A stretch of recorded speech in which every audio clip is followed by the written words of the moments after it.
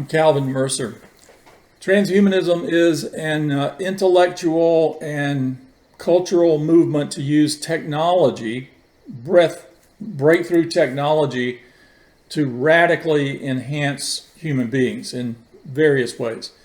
So transhumanism can be understood as an extension of humanism, which is that humans matter, freedom, tolerance, rationality, but we are moving beyond the human to transhuman and maybe even post-human using technology. So the technologies, just very briefly, that are at play here include artificial intelligence, which is on a roll right now, particularly since the presentation of ChatGPT in 2022, and is not only in itself going to develop into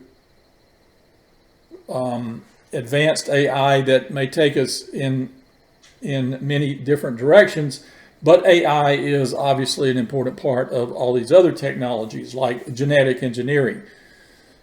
So you may have heard of CRISPR, C-R-I-S-P-R, which is been used at Harvard Medical School, George Church, and others.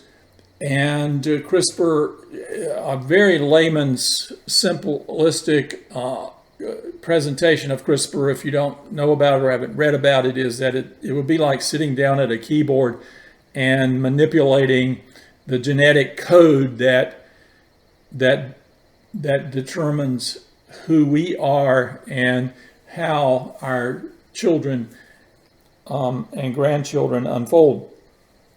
Tissue engineering or regenerative medicine, one of the leading world centers is Wake Forest Institute of Regenerative Medicine near where I'm at. There they have grown bladders and vaginas and blood vessels, and last time I looked, working on some 30 other organs. I mean, we already, replacing knees and kidneys are becoming more and more commonplace. So tissue engineering, a whole world of development. Robotics has just exploded in terms of its development. And when robotics combined with AI, then you get lots of issues that can be heavenly or hellish, depending on how it goes.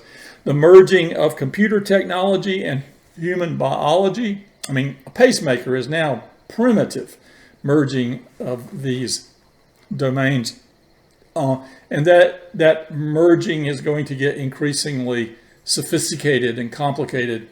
Molecular nanotechnology and other technologies. So all these technologies and more are marshaled in the service of radical human enhancement, which is unfolding in 5 areas. So there's physical enhancement, and terminating aging in the human species has taken the lead, I guess. One of the the oldest interest of the transhumanists has been super longevity, which is just one part of physical enhancement that may be at work here.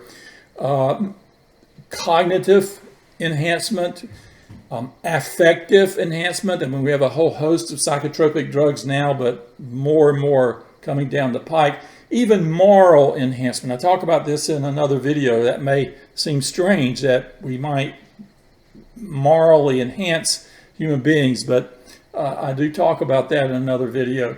Spiritual enhancement, obviously not of interest to everyone, but those who have that bent. There are various spirit tech kind of processes and programs and technologies out there. So using all of these breakthrough and sometimes breathtaking technologies, in effect what we're doing is we're putting our hands on the levers of evolution, speeding it up and taking control of it. One way to think about this is on a continuum where we have, I guess we could call ordinary human, and then enhanced human or transhuman, maybe narrowly understood. I mean, in a very simple and primitive way, my eyeglasses are enhancing my ability to see, but the narrowly constructed transhuman, of course, will become more as an intermediary between possibly human and moving into post-human, which then will raise all kinds of issues about personhood, citizenship, rights from a religious perspective, image of God.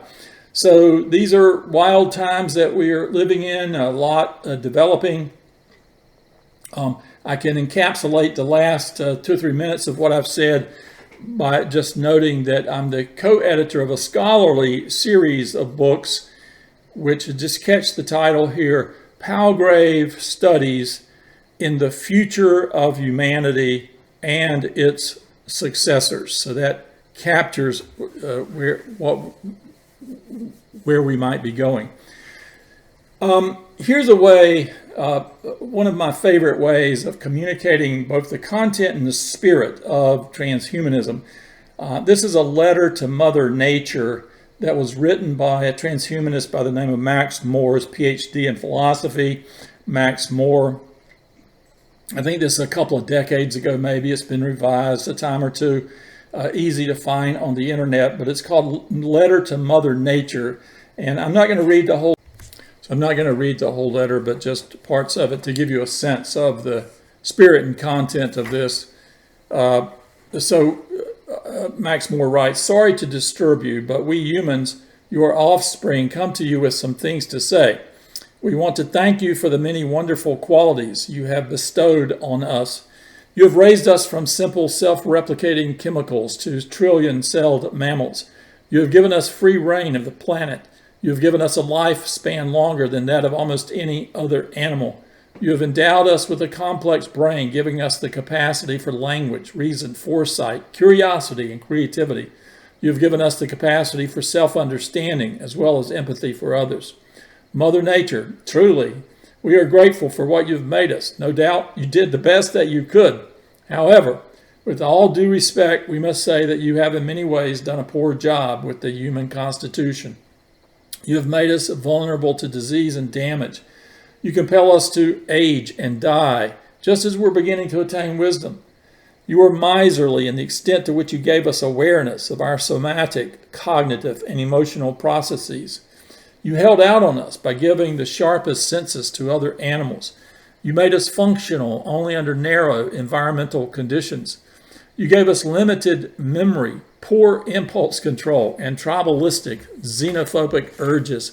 And you forgot to give us the operating manual for ourselves. What you have made us is glorious, yet deeply flawed. You seem to have lost interest in our further evolution some 100,000 years ago.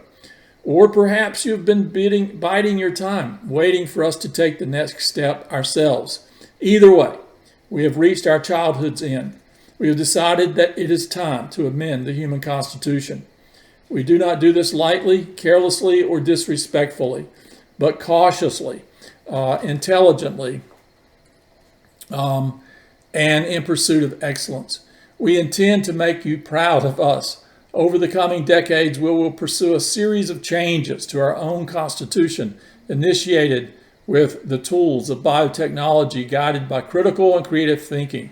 In particular, we declare the following 7 amendments to the human constitution. Then there are 7 amendments, some of which we've talked about in this other videos.